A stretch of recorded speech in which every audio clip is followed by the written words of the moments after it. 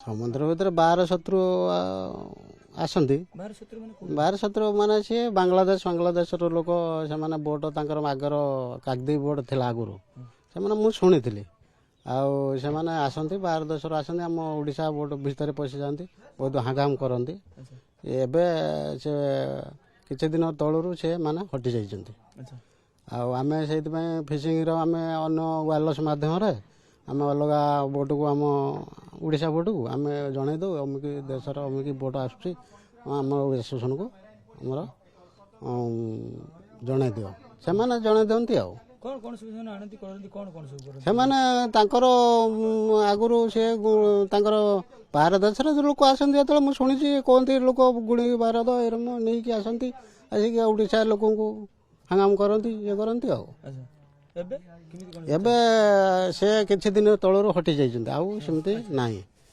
ଆଉ ନାହିଁ ସେମାନେ ଆମେ ଫିସିଂ ସୁରକ୍ଷର କରିଛୁ ଆଉ ବାହାର ଦେଶର ଲୋକ ଆସିନା ଆମେ ଆସୋସିଏସନକୁ ଜଣେଇ ଦେଉ। ମେରାଇନ ପୋଲିସ ପେଟ୍ରୋଲିଂ ହେଉଛି କିଛି ଦିନ ହେଲା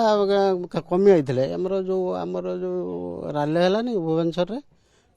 ରାଲି ହେଲା ପରେ କିଛି ଦିନ କମି ଯାଇଛନ୍ତି ଆଉ ପେଟ୍ରୋଲିଂ ତାପରେ ଏଇ ଯେଉଁ ଆମର ୟା ପରେ ତାପରେ ପେଟ୍ରୋଲିଂ ସେଇରେ ଆମର ଗ୍ରାଉଣ୍ଡ ଗଲା ଭିତରେ ସେ ପେଟ୍ରୋଲିଂ କରନ୍ତି ଆଉ ଜୋର ପେଟ୍ରୋଲିଂ ସେମାନେ କିଛି ନାହିଁ ସେମାନେ ଧରି ନିଅନ୍ତି ଧରି ନେଇକି ତାଙ୍କର ଥାନା ମାଧ୍ୟମକୁ ନେଇଯାଆନ୍ତି ହଁ ଚେକିଂ କରନ୍ତି ସେ ମାନେ କିଏ ଗ୍ରାଉଣ୍ଡ ଭିତରେ ପଶିଲେ ଆଉ କଚୁମ ଏମାନଙ୍କୁ ସବୁ ଚେକିଂ କରନ୍ତି କାହା ଜାଲରେ ପଡ଼ୁଛି କ'ଣ କରୁଛି ସେମାନେ ଚେକିଂ କରନ୍ତି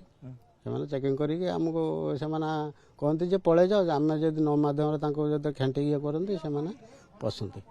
ଆଉ ଆମକୁ ସେଆଡ଼ାକୁ ଧରି ନିଅନ୍ତି ଯଦି ବାଧ୍ୟର ତମେ ଯଦି ନ ଆସିଲ ସେ ଧରି ନେବେ ହାଙ୍ଗାମ ମାନେ ମାଡ଼ା ପିଟା ଏରମ କରନ୍ତି ଆଉ ମାଡ଼ା ପିଟା କରନ୍ତି ବୋଟ ଫୋଟ ଖଣ୍ଡିକା ଦେଖିଲେ ସେମାନେ